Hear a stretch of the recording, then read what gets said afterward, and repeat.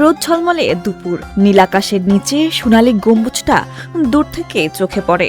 দিনের আলোয় স্পষ্ট হয়ে ওঠে পুরো দেয়ালের গাম্ভীর্য আর চারপাশের নিস্তব্ধতা। উপকূলের বুকে দাঁড়িয়ে থাকা এই প্রাচীন স্থাপনাকে ঘিরে রয়েছে রহস্য, লোককথা আর বিশ্বাসের দীর্ঘ এক ইতিহাস। মানুষ একে চেনে গায়েবী মসজিদ নামেও। কারো কাছে এটি আজগুবি মসজিদ, আবার কেউ কেউ বলেন সাচী চৌধুরী জামে মসজিদ। অনেকেই মনে করেন এই মসজিদ প্রায় 500 বছরের পুরনো, তবে এর নির্মাণকাল নিয়ে রয়েছে মতভেদ। স্থানীয় ইতিহাস গবেষকদের দাবি, মসজিদটির স্থাপত্যে মুঘল আমলের ছাপ রয়েছে। তাদের ধারণা 1600 থেকে 1700 খ্রিস্টাব্দের মাঝামাঝি সময়ে মুঘল সুবাদার শাহ সুজায়ের আমলে এটি নির্মিত হতে পারে।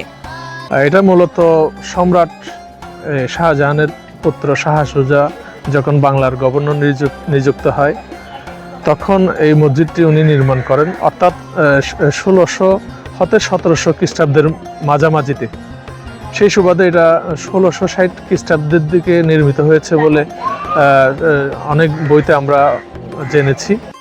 অন্যদিকে পরিচালনা কমিটির দাবি, চট্টগ্রামের আনোয়ারা থেকে আগত সাচী চৌধুরী নামের এক জমিদার 1861 সালের দিকে মসজিদটি নির্মাণ করেন।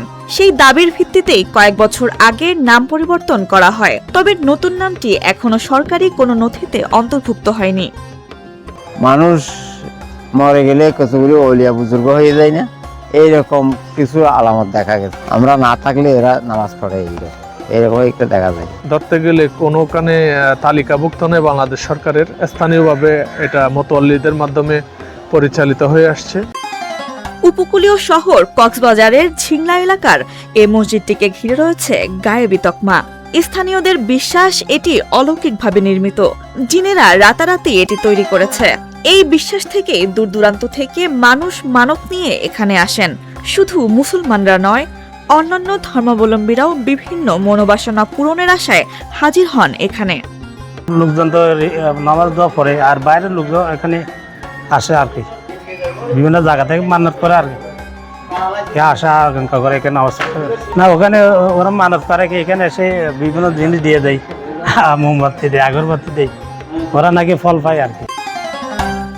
স্থানীয়দের দাবি, 1960 এবং 1991 সালের ভয়াবহ ঘূর্ণিঝড়েও আশেপাশের বহু স্থাপনা ক্ষতিগ্রস্ত হলেও এ মসজিদ ছিল অক্ষত। যদিও এ দাবির ভিত্তিতে ঐতিহাসিক কোনো প্রমাণ নেই, তবুও এমন গল্পই জায়গাটিকে ঘিরে রহস্যকে আরো ঘনীভূত করেছে। অলৌকিক একটা জিনিস আছে এখানে, শুনছি, বিশ্বাসও করি। মানে যে আসলে মনের প্রশান্তির জন্য আসি, আল্লাহর কাছে হাসনিয়ত দোয়া করতে আসি আর কি। এটা আল্লাহ কামিনিয়ত করবে, সবাই মুসলমানের জন্য দোয়া কামনা করি। সব ধর্মেরই এখানে এটাকে খুবই মনে প্রাণ দিয়ে ভালোবাসে। যে মানত নিয়ে আসে, আমার মনে হয় এটাই পূরণ হয়ে যায়। এলাকাবাসীর দাবি, দ্রুত প্রত্নতাত্ত্বিক জরিপ করে মসজিদটিকে সরকারিভাবে সংরক্ষিত স্থাপনা হিসেবে ঘোষণা করা হোক। তাদের মতে, যথাযথ উদ্যোগ নিলে গায়েবী এই মসজিদটি শুধু ধর্মীয় স্থান হিসেবেই নয়, বরং জেলার ঐতিহ্যের অন্যতম প্রতীক হিসেবেও টিকে থাকবে।